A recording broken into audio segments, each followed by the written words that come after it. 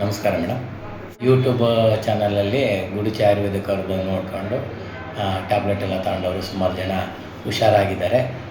ಆಮೇಲೆ sugar patient ಇದ್ದವರು ನಾರ್ಮಲಿಗೆ ಬಂದು ಮತ್ತೆ ಅವರು ಯಥಾ ರೀತಿ ಊಟ ಎಲ್ಲ ಮಾಡ್ತಾಯಿದ್ದಾರೆ ಮಾಮೂಲಿಯಾಗಿ.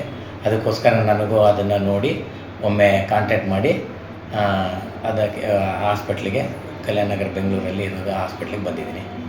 ಆದ್ದರಿಂದ ಡಾಕ್ಟ್ರು ಜೊತೆ ಇದು ಮಾಡೋದ್ರಿಂದ 1 ತಿಂಗಳಿಂದ ಟ್ಯಾಬ್ಲೆಟ್ ಕೊಟ್ಟಿದ್ದರು.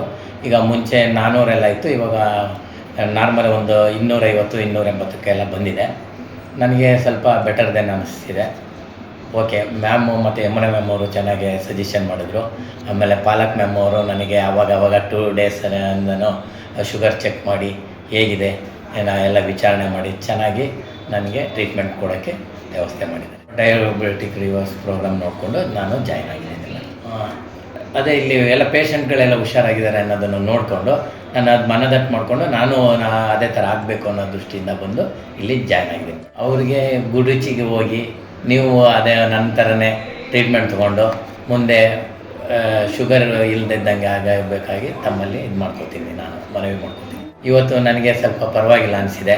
ಮೇಡಮ್ ಜೊತೆ ಎಲ್ಲ ಮಾತಾಡಿ ಕನ್ಸಲ್ಟ್ ಮಾಡಿರೋದ್ರಿಂದ ಮುಂದೆನೂ ಹಿಂಗೆ ಮಾಡ್ಕೊಂಡು ಹೋದರೆ ನನಗೆ ಇನ್ನು 2 ತಿಂಗಳಲ್ಲೇ ನಾರ್ಮಲಿಗೆ ಬರುತ್ತೆ ಅಂತ ಮೇಡಮ್ ಹೇಳಿದ್ದಾರೆ. Thank you ಗುಡೂಜಿ.